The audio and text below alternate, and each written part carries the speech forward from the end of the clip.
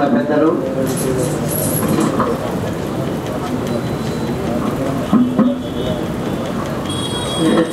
పెద్దలు మిత్రులు ఈ సభలో పాల్గొన్నందుకు సంతోషంగా ఉంది.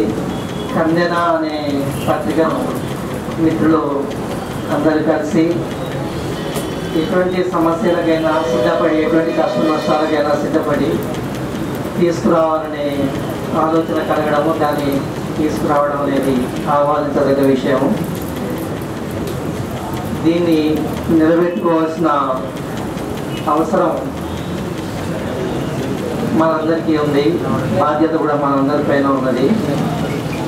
కందెన అనే పేరు గురించి ఇంతకుముందే పెద్దలు చర్చిస్తుంది. కందెన అంటే అర్థం ఏంటి, కందెన అనేది ఇప్పుడు అసలు వాడకంలో ఉన్నదా లేదా, కందెన అనేది ఎంత కీలకమైన పాత్ర వహిస్తుంది అనేది. మీరందరూ గ్రామాల నుంచి వచ్చిన వాళ్ళు కనుక మీకు కూడా కందెన అంటే ఏంటి అనేది తెలిసే ఉంటుంది. మూట బావులలో అట్లనే గిరకల బండల్లో ఈ కందెన అనేది లేకపోతే ఏ పని జరగదు. చిత్రం ముఖ్యమైందో కందెన కూడా అంత ముఖ్యమైంది. అదే పద్ధతిలో ఈ పత్రిక కూడా తెలంగాణ ఉద్యమం గురించి, అందులో ఉన్న విషయాల గురించి అవగాహన పెంచడానికి ఉపయోగకరంగా ఉంటుందని నేను భావిస్తున్నాను. నిజానికి తెలంగాణలో గురించి ఏమేమి ఇష్యూస్ ఉన్నాయి అనేది ఈ 10 ఏళ్ల ఉద్యమం తర్వాత బహుశా అవగాహన లేని వాళ్ళు అనేది ఎవరు లేరు.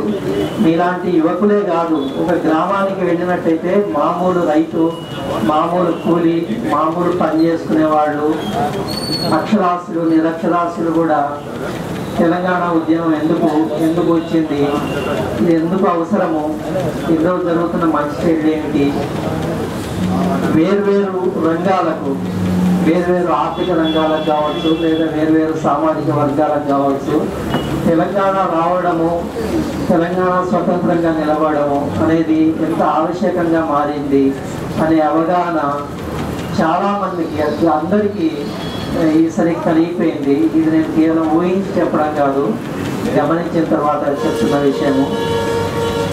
కనుక ఇదే మార్గంలో ఈ పత్రిక కూడా ఇంకా తెలంగాణ వ్యాప్తంగా అదే కృషిని కొనసాగిస్తుందని ఆశిస్తున్నాను. మీరు కూడా యువకులు ఒకవైపు ఆవేశం చూపిస్తూనే ఇంకొక వైపు అవగాహన కూడా చాలా పెంచుకుంటున్నారు. అది చాలా విశేషం తెలంగాణ ఉద్యమానికి సంబంధించి. మనం ఎన్నో ఉద్యమాలు చూసాము. చాలా మందికి ఏంటంటే ఉద్యమాల్లో పై ఆవేశం ఎక్కువ ఉంటుంది, కానీ డెప్త్ తక్కువ ఉంటుంది, అవగాహన తక్కువ ఉంటుంది.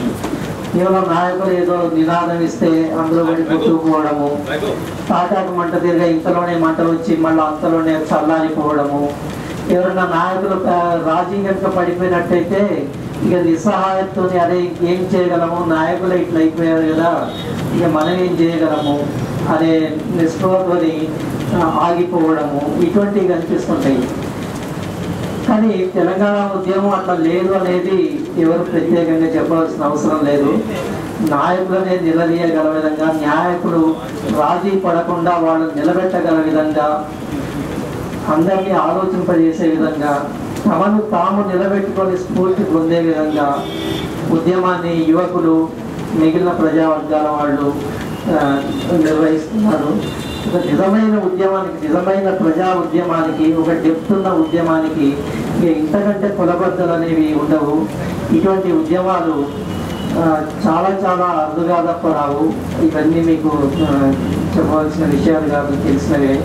కనుక ఇదే అవగాహనతోని మీరు ఉద్యమాన్ని కొనసాగిస్తారని నాకు పూర్తి విశ్వాసం ఉన్నది.